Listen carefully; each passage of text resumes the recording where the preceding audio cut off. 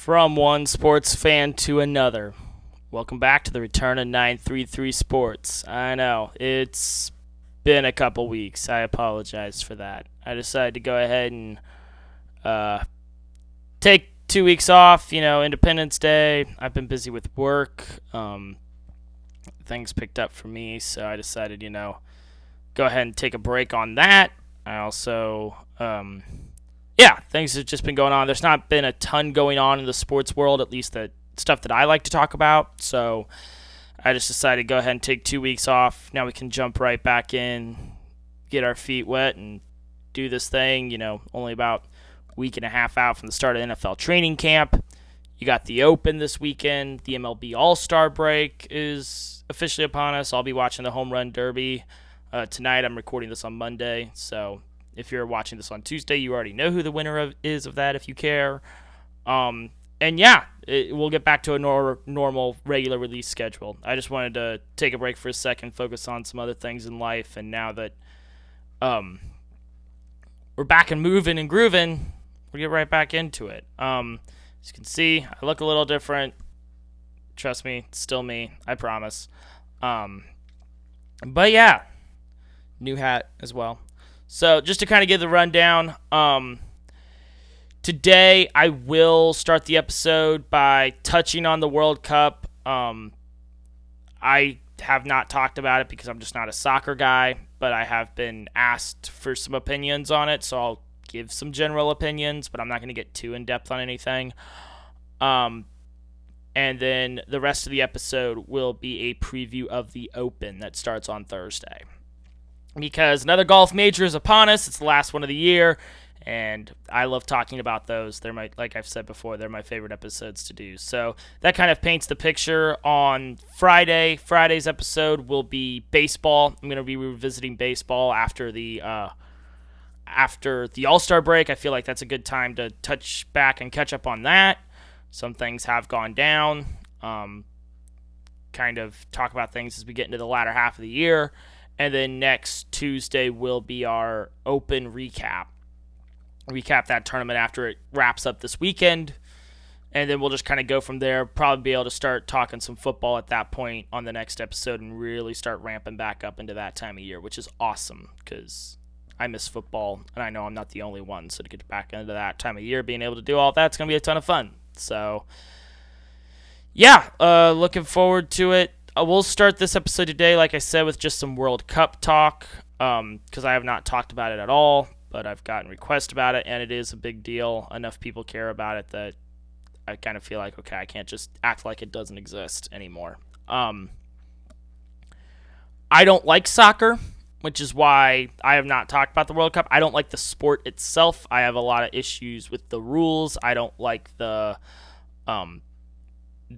seemingly randomness to the offsides. It's very much it makes the sport more boring. I don't like the way the clock works. I don't like the way, I said this the other week when I was watching one of the matches, because I've watched a couple, even some of the non-USA ones. And, it's a bad television product. When you actually watch a match, it's a bad television product because there can be large chunks where nothing's happening.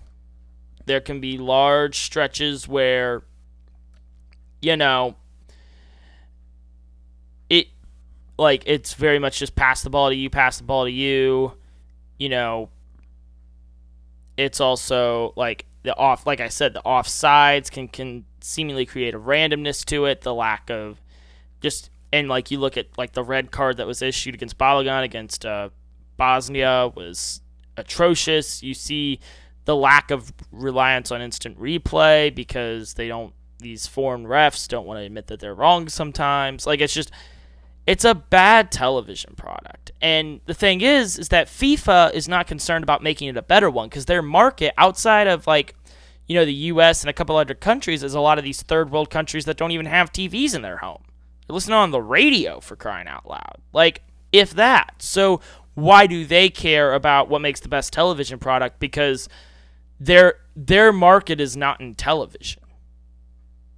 And plus, two, most of these foreign nations love soccer already. They're not going to stop. Like, you can't enact extreme change on a global scale either. So, creates a very awkward situation where I think it's a bad television product. I do. But that's not going to change, and I don't blame them for not changing it either. It's not in their best interest. So, yeah. There you go. That's my thought on soccer, just the sport. I don't watch soccer unless it's the World Cup because, like, MLS is so unimportant. And then the Premier League, with it taking place overseas, I'm just kind of like, whatever, who cares?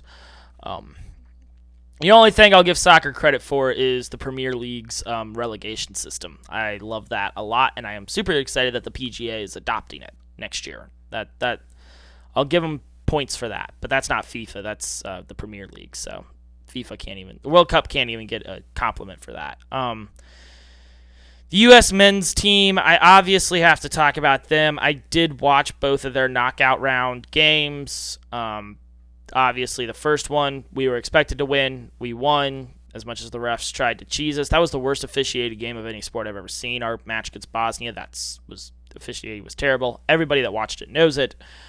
I can't give any deep dive analysis on this because I don't know enough about soccer. Like, I know what a striker is, and that's about it. And I know the goalie is, but I'm not, like I know you got defenders, but, like, the X's and O's of it, right over my head. So I'm not going to get that. This is why I haven't talked about it much, because it's not something I know enough about. And it's really awkward because you can listen to these, like, analysts on TV, like on ESPN and FS1, and they, like, have to talk about it. Like, they're, like, mandated to talk about it, especially Fox, because the games are on Fox. They clearly have no clue what they're talking about, but they have to act like they do. If you haven't listened to it, it's really funny because they have to act like they've, like, watched soccer their entire lives, and they clearly haven't, and it's really, really awkward to listen to. I would like to see their ratings because they can't be that high. But yeah, it was. The U.S. won the game they were supposed to win, and then you go into that game against Belgium where we got our asses completely handed to us. That sucked. I was doom scrolling the entire second half because we were already we looked flat from the start. We had that 30 seconds where it was tied, and then they score again, and that just took the wind out of our sails entirely. And yeah, it was. They were calling it the biggest game in U.S. men's soccer history, and we completely crapped the bed. So that's awkward.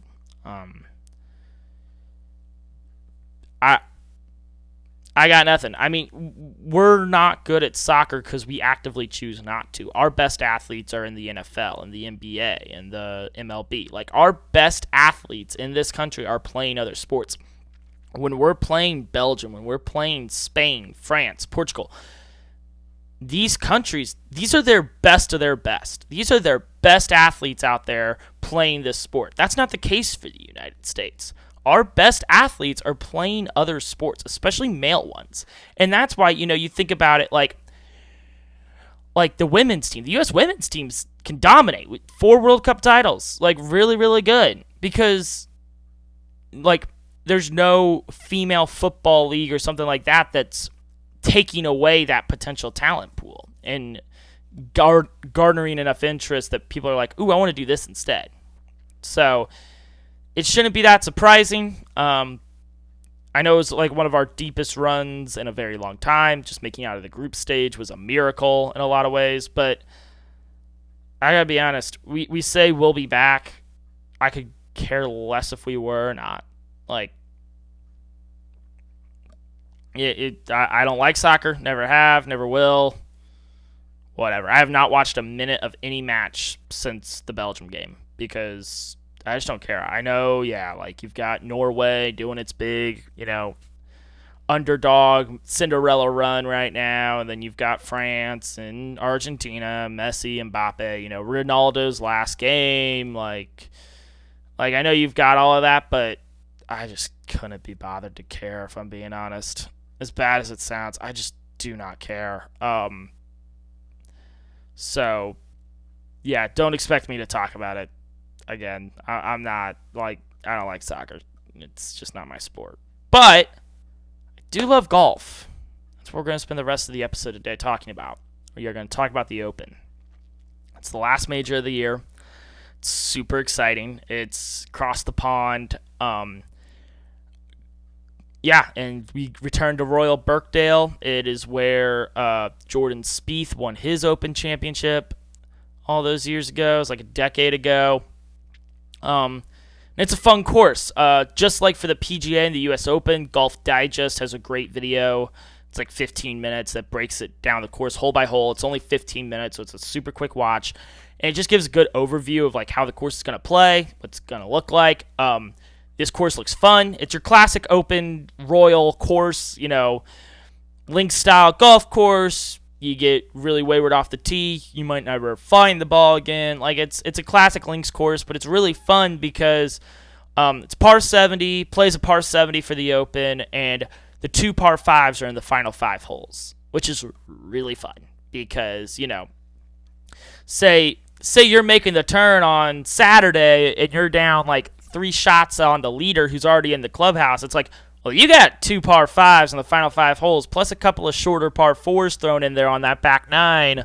Like, you can make a charge. So that'll be really fun, especially once the weekend comes around, just to, like, when we're watching the final round on Sunday, just because a guy has a 3-shot lead.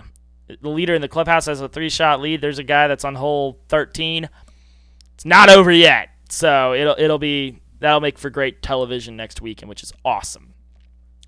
Because some serious scoring opportunities late in the course. Front 9 is very difficult. Saw some stuff. A lot of high risk, high reward off the tee is what I noticed. A lot of there's some shorter par 4s where, if you've got the power, you can kind of go for it. But if you don't get it there, you're hitting out of a high-lipped bunker over a hill. You're just in a very, very bad spot. So, like, if you can drive the ball, I mean, you look at Rory, you look at some of these guys that can do that really well, we'll see what happens. And that's why I bring up Rory, because I do want to talk about the Europeans specifically in this video. Because,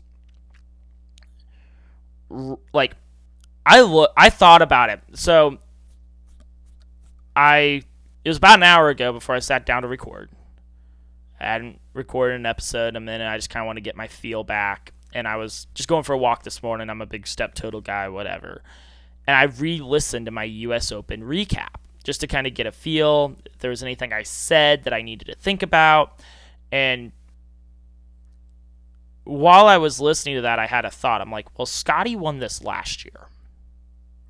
Xander Schauffele won it the year before that, and you just start turning the clock back. And I'm like, okay, when was the last time a European won the Open? And so I Googled it. I Googled their list of previous winners because I couldn't remember off the top of my head. There was no Open Championship in 2020 due to COVID. So you got 2021, 2022, 3, 4, 5. So 5 Opens. Last 5 Opens. The only non-American out of those 5 was Cam Smith, who's an Australian. A European has not won this tournament since 2019. It was Shane Lowry. And we talk about, the Ryder Cup and that European versus America rivalry. The Europeans have to be pissed about that. Rory, Fleetwood, Fitzpatrick, Lowry, like, you start running down the list, there's some really good Europeans right now, even the ones that aren't, like, from that part of Europe. You even have, like, John Rahm, Spaniard. Like, the foreigners have to be pissed about that, especially when you factor in that the U.S. Open, look at their last couple winners. Wyndham Clark, American. J.J. Spawn, American. Bryson DeChambeau, American. The Americans are winning their major, plus beating the Europeans at theirs. Now, don't get me wrong. The Europeans have wiped the floor in the Ryder Cup. I mean, the massacre of Bethpage last year doesn't need to be discussed. But it has to rub the Europeans the wrong way that they're not winning their own major. That has to bother them. And so... and there's a lot of Europeans right now that are playing great golf. Justin Rose has been in the mixed majors like always. Tommy Fleetwood, I said on that U.S. Open recap, he was my pick to win the Open. I'm going to get back to that in a second. Like, Shane Lowry was in the mix at the U.S. Open. Like, Terrell Hatton was. Excuse me, it wasn't Lowry, it was Hatton. And, like, Fitzpatrick's playing great golf this year. There's a lot of Europeans playing really good golf this year. And always, like, right there, Rory won the Masters again. Like, they have to be coming in with, like, a fire under them. Like, I'm going to give this take right now, and I'm going to break it down in a second. The only non-European, or let me say this. If an American wins this tournament, it's going to be Scottie Scheffler winning it for the second year in a row. That is the only American that's going to win this tournament is Scottie Scheffler. And I'll get into that in a second.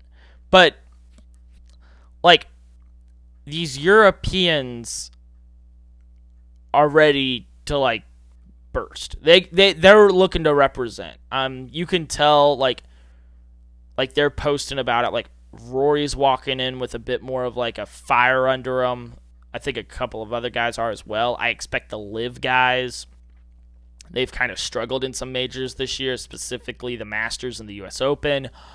I expect the LIV guys, Rahm, Hatton. I expect Bryson to actually make a cut. I expect them to play well in this tournament, not just because this course kind of fits a lot of those guys' strengths, but also because they're used to playing overseas, used to traveling like that. I know the PGA had the Scottish Open the other day, but still, I just think the LIV guys are global guys now, so I would hope they play well in this. I would expect them to make some noise. At least one of them is going to be pretty high on the leaderboard late Sunday. Might win it. We'll see. And yeah, I think the only non-foreigner that could win this tournament is Scottie, and I say that because Scottie has a fire under him as well. Scottie's pissed. Like, he's got to be mad because you have the U.S. Open where he's in the final pairing, and he just try as he might, like, he just couldn't take advantage of the opportunities and was never quite in it. The following week, he loses the Travelers in a playoff to Victor Hovland where he misses a putt that he makes 9 times out of 10.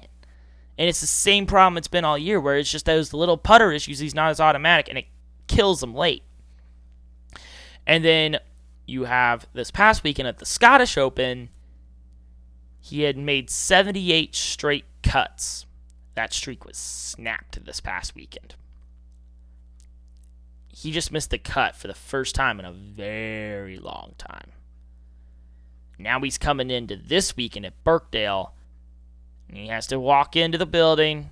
He has to hand them back the claret jug.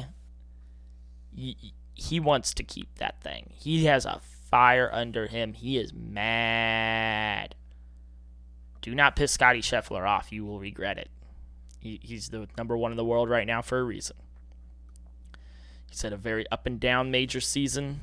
He had that weekend charge at Augusta. Almost had a playoff with Rory. Kind of just flew under the radar at the PGA. Was in the final pairing at the U.S. Open, trying to get his career Grand Slam. Couldn't do it.